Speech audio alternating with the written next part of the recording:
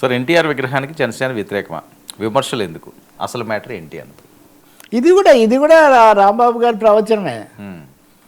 ఎన్టీఆర్ విగ్రహాన్ని వ్యతిరేకిస్తున్నారు, కానీ ఊరికే వ్యతిరేకిస్తే కాదు, ఇది కావాలి అది కావాలండి. మరి ఆయన సామాజిక కోణంలో ఆయన కూడా అదే కాబట్టి ఆయన చెప్తున్నారా ఆ ధోరణిలో.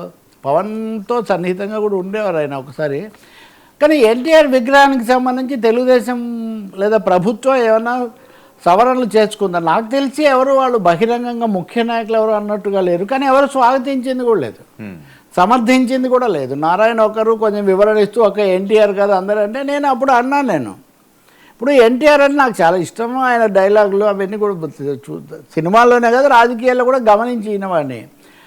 కానీ తెలుగు వైభవం అని పెట్టి ఒక ఎన్టీఆర్నే పెడితే ఎలా కుదురుతుంది అనే ఒక పెద్ద ప్రశ్న మటుకు వచ్చింది. 1200 కోట్లు ఖర్చు పెట్టి అంటే ఆయన కాదు అవన్నీ పీపీపీ మోడల్ అన్నట్టుగా బయట నుంచి విరాళాలు సేకరిస్తామంటే విరాళాలు సేకరిస్తే వేరే వాళ్ళకి ఇచ్చేవాళ్ళు కూడా ఉంటారు కదా. విరాళాలు ఎన్టీఆర్కే ఇస్తారా, మిగతా వాళ్ళకి ఇవ్వరా?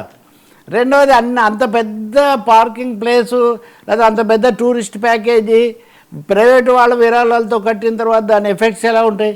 ఇప్పుడు అంబేద్కర్ విగ్రహాన్ని సరిగ్గా చూడట్లేదు, దానికి తగిన ఉండట్లేదు అన్న విమర్శ ఒకవైపున ఉంటాయి. ఇప్పుడు దాని గురించి ఏమీ పట్టించుకోకుండా ఇక్కడ మళ్ళీ ఇది తేవటం ఏంటి అని కొన్ని వివాదాలు అయితే వచ్చాయి.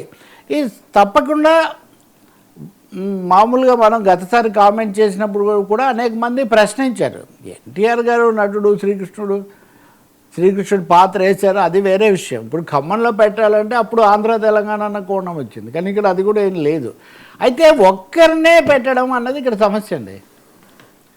ఒక్క ఎన్టీఆర్నే పెట్టాలని చెప్పడం మటుకు జనసేనలో ఒక భాగానికైతే ఇవి కొంచెం ఇబ్బందిగా ఉన్నమాట నిజం. వాళ్ళు మరీ వన్ సైడెడ్ అయిపోతుంది. ఇందాక అన్నారే మీరు అలకలు ఎవరికి అంటే అలకలు జనసేనలో కూడా ఆ విధమైన అలకలు ఉన్నాయి.